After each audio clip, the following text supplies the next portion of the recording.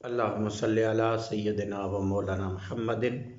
وعلی آل سیدنا و مولانا محمد کما صلیت علی سیدنا ابراہیم وعلی آل ابراہیم انکا حمید مجید۔ اللہم صلی علی سیدنا و مولانا محمد وعلی آلہ و صحبہ و بارک وسلم۔ اللہم صلی علی سیدنا و مولانا محمد وعلی آلہ و صحبہ و بارک وسلم۔ دوستان محترم، پچھلی ویڈیو میں ہم نے ایمان کے حوالے سے کچھ تھوڑی سی بات کی تھی۔ آج ہم اگلی دو احادیث مبارکہ اس کا مطالعہ کریں گے اور اس کے اندر آقا کائنات صلی اللہ علیہ وآلہ وسلم نے مومن کی جو علامات ہیں اور جو صفات ہیں اس کو بیان فرمایا۔ یعنی جب بندہ دل سے کسی چیز پر کہ اللہ رب العزت پر ایمان لے آتا ہے، رسول پاک صلی اللہ علیہ وآلہ وسلم کے اوپر ایمان لے آتا ہے، دین کو، اللہ اور اللہ کے رسول کو اچھی طرح دل سے مان لیتا ہے،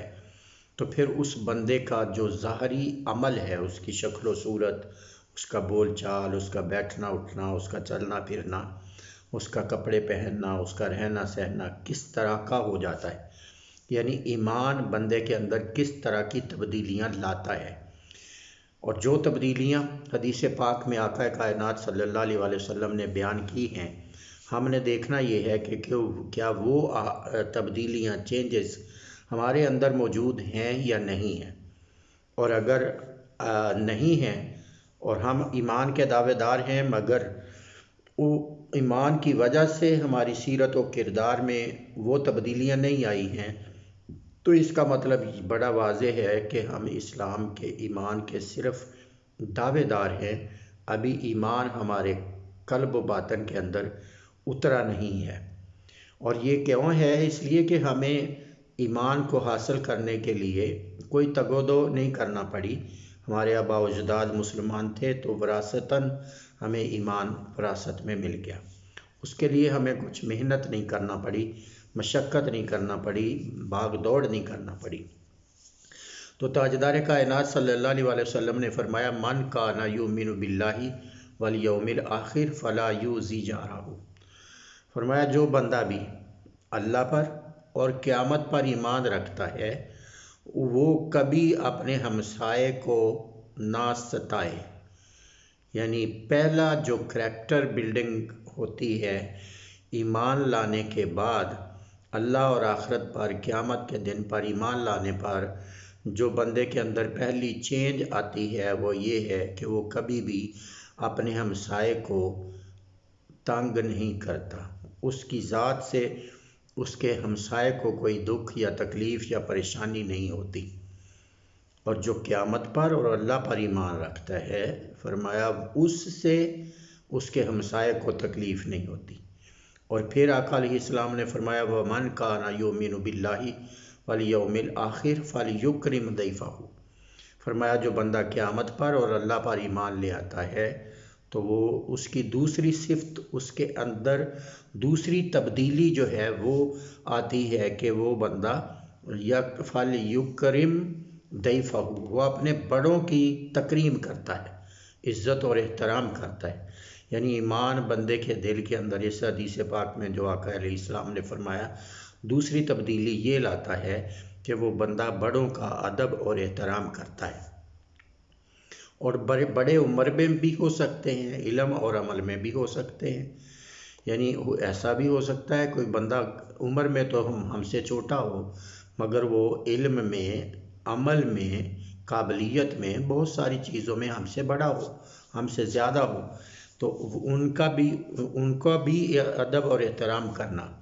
اور تیسری چیز فرمایا، وَمَنْ كَانَ يُؤْمِنُ بِاللَّهِ وَالْيَوْمِ الْآخِرِ فَلْيَقُلْ خَيْرًا۔ تیسری چیز یہ فرمایا کہ جو بندہ اللہ پر اور آخرت پر ایمان لے آتا ہے، اس کے اندر یہ چینج، تیسری چینج یہ آتی ہے، تبدیلی یہ آتی ہے کہ وہ جو کچھ بھی کہتا ہے وہ اچھی بات کہتا ہے، اس کے منہ سے کبھی بری بات نہیں نکلتی۔ او لیسمت، یا پھر وہ خاموش رہتا ہے۔ یہ متفق علیہ حدیث پاک ہے، بخاری کے الفاظ ہیں۔ تو اس حدیث پاک کے اندر بھی اگر ہم غور سے مطالعہ کریں تو اللہ رب العزت، آقا کائنات صلی اللہ علیہ وسلم بڑا واضح فرما رہے ہیں اللہ پر ایمان لانا اور آخرت پر ایمان لانے کو ظاہری زندگی کے کچھ عملوں کے ساتھ جوڑ رہے ہیں، اور فرما رہے ہیں کہ جس کا اللہ پر ایمان ہوتا ہے، اللہ کے رسول پر ایمان ہوتا ہے، اللہ کے رسول پر ایمان اللہ میں خود بخود آ جاتا ہے، یعنی جو اللہ پر ایمان رکھتا ہے وہ رسول پاک کے بتانے پر ہی ایمان رکھتا ہے۔ اللہ پر ایمان، رسول پاک پر ایمان، رسول پاک پر ایمان، اللہ پر ایمان ہے۔ تو کیا اللہ پر ایمان رکھتا ہے اور قیامت کے دن پر جو ایمان رکھتا ہے اس کی زندگی میں چینجز یہ آتی ہیں، تبدیلیاں یہ آتی ہیں کہ وہ کبھی بھی اپنے ہمسائے کو تکلیف نہیں دیتا۔ ہمسائے سے مراد سوسائٹی ہے۔ اب ہمسایہ کوئی ایک بندہ یا دو چار لوگ تو نہیں رہ گئے، اب تو ہمسایہ انٹرنیٹ نے، موبائل نے پوری ورلڈ کو، پوری انسانیت کو ہمارا ہمسایہ بنا دیا ہے۔ تو کوئی بندہ ایمان والا کہ اپنے کسی ہمسائے کو دکھ نہیں دیتا، تکلیف نہیں دیتا۔ اور پھر دوسری بات کہ وہ اپنے بڑوں کا ادب کرتا ہے، احترام کرتا ہے۔ یکرم وہ اکرام کرتا ہے، ضیفہ اپنے بڑوں کا، یعنی جو چھوٹا ہے اگر وہ ایمان والا ہے تو وہ بڑوں کا ادب کرتا ہے۔ اور پھر بڑی خاص بات یہ ہے کہ وہ بڑے خواہ مومن ہوں یا کافر ہوں، یعنی چھوٹا بندہ مومن جس کے اندر ایمان آ جاتا ہے، اس کی ایمان کی پہچان یہ ہے، جو اللہ پر اور قیامت پر ایمان رکھتا ہے،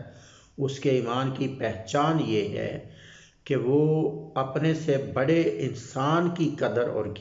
قدر کرتا ہے، اس کا اکرام بجا لاتا ہے، اور پھر وہ خاموش رہتا ہے، وہ بری بات زبان سے نہیں نکالتا، اگر زبان سے بری بات نکلنے بھی لگے تو اس کو کنٹرول کرتا ہے، اور اگر کوئی بات اچھی اس کو کے ذہن میں نہ آ رہی ہو یا اچھی نہ ہو، اسے اچھی نہ لگے تو پھر وہ بولتا ہی نہیں ہے، وہ چپ رہتا ہے۔ یعنی اس کے اندر ایک تو ایمان والے مومن کے کردار کو بڑا واضح اور کیٹیگوریکلی بیان کیا گیا ہے کہ جو ایمان والے ہوتے ہیں وہ سوسائٹی میں لوگوں کو تکلیف نہیں دیتے، ان کے عمل سے لوگ پریشان نہیں ہوتے، اور پھر وہ بڑوں کا ادب اور احترام کرتے ہیں، وہ بڑے علم میں ہوں، وہ بڑے عمل میں ہوں، وہ بڑے عمر میں ہوں، کسی بھی حوالے سے بندے سے جو بڑا ہے، چھوٹا بندہ اس کا ادب اور احترام کرتا ہے۔ اور تیسری بات جو اس حدیث پاک میں فرمائی وہ یہ کہ وہ جب بھی بولتے ہیں وہ اچھی بات کہتے ہیں، بری بات نہیں کہتے، اور اگر کوئی ایسا معاملہ، ایسی کوئی سچویشن بن جائے کہ جہاں پر غلط بات کی جا رہی ہو تو وہ غلط بات کی حمایت نہیں کرتے بلکہ خاموش رہتے ہیں۔ خاموشی میں وہ اگر سمجھتے ہیں کہ خاموش رہنے سے زیادہ بہتری ہے،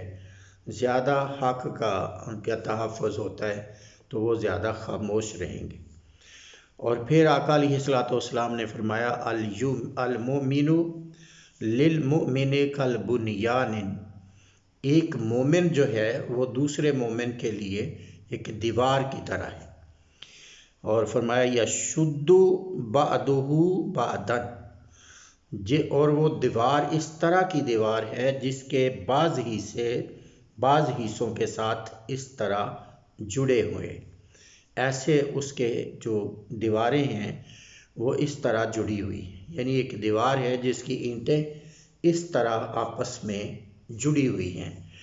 اور وہ شبوں کا بین اصابع، اور حضور نبی کریم صلی اللہ علیہ وسلم نے اسی طرح اس بات کو الیبوریٹ کرنے کے لیے اور اس بات کو سمجھانے کے لیے اس طرح اپنی انگلیاں مبارک اپنے ہاتھوں میں ڈال کر فرمایا کہ جو مومن ہے وہ ایک دیوار کی طرح ہے، اور وہ دیوار کی ہے کیفیت اس طرح کی ہے کہ وہ اتنی زیادہ مضبوط ہے کہ اس کی جو سارے سرے ہیں، اس کی جو سارے اینٹیں ہیں وہ ایک دوسرے کے ساتھ جڑی ہوئی ہیں۔ تو اس کو بھی آقا کائنات صلی اللہ علیہ وسلم نے مومن کی پہچان اور علامت بیان فرمایا۔ تو اس سے ہم اندازہ لگا سکتے ہیں کہ اسلام اہل ایمان کو کتنا ایک پورے معاشرے کو ایک دوسرے کے ساتھ جوڑتا ہے، ایک دوسرے کا فائدہ، ایک دوسرے کے لیے فائدہ مند بناتا ہے، اور کبھی اس کو ایمان والا قرار ہی نہیں دیتا جو دوسروں کے لیے تکلیف کا اور دکھ کا اور پریشانی کا باعث بنتا ہے۔ اور تیسری حدیث پاک میں آقا علیہ السلام نے فرمایا لا یؤمن احدکم حتی یحب لاخیہ ما یحب لنفسہ، فرمایا تم میں سے کوئی بندہ مومن نہیں ہو سکتا اس وقت تک جب تک وہ جو کچھ اپنے لیے پسند کرتا ہے وہی کچھ دوسرے اپنے مومن بھائی کے لیے پسند کرے۔ تو اس متفق علیہ حدیث پاک یعنی اس آپ اندازہ کریں کہ کتنا زبردست بھائی چارہ اور کتنا کلوز قرب اسلام نے انسانوں کے اندر پیدا کر کیا ہے اور ایمان والوں کے اندر پیدا کیا۔ اور اگر ہم اپنی حالت کا جائزہ لیں بینگ مسلمان، ہم جو دعوے دار ہیں مسلمان ہونے کے، میں بھی ہم سب مسلمان ہونے کے اور مومن ہونے کے جو دعوے دار ہیں، اور ہمیں جو پتہ ہے کہ ایمان والے ہوئے بغیر آخرت میں نجات نہیں ہے، لیکن اس کے باوجود ہمارا عمل اللہ اور اللہ کے رسول صلی اللہ علیہ وسلم کے احکامات کے کتنا برعکس ہے، اور ہماری زندگیاں کس طرح گزر رہی ہیں، ہم کتنا زیادہ ہماری زندگی کا ہر عمل کتنا زیادہ لوگوں کے لیے کتنا ہوتا ہے اور اپنی ذات کے لیے کتنا ہوتا ہے۔ اور اگر ہم ایمانداری سے اس بات کا تجزیہ کریں، جائزہ لیں، اپنی زندگی کا خود مطالعہ کریں، تو ہماری زندگی کا کہ اکثر و بیشتر عمل اپنی ذات کے لیے ہوتے ہیں، کسی دوسرے کے لیے ہماری زندگیوں میں عمل بہت کم پایا جاتا ہے، اور ہم اپنے مفادات کی خاطر اور اپنے فائدے کی خاطر اگلے کا بڑا سا بڑا نقصان کرنے سے بھی گریز نہیں کرتے۔ چاہے جائے کہ ہم اپنے دوسرے مسلمانوں کو، مومنوں کو بھی اپنا بھائی سمجھیں اور ان کے لیے بھی وہی پسند کریں جو اپنے لیے کرتے ہیں۔ اگر بری بات کہنا اچھی بات نہیں کہہ سکتے تو چپ رہیں، اور اگر دوسروں کے لیے ہم اس طرح مضبوط بن کے رہیں، دوسروں کا حصار بن کے رہیں، دوسروں کے محافظ بن کے رہیں، اس کو ایمان اور اس کو مومن کہا جا رہا ہے۔ مگر آج ہم بالکل مسلم معاشرہ پوری ورلڈ کے اندر، پوری دنیا کے اندر، آج غیر مسلم معاشرے کے اندر یہ ساری چیزیں پائی جاتی ہیں، مگر مسلمانوں کے اندر الا ماشاءاللہ یہ ایسی چیزیں موجود نہیں ہیں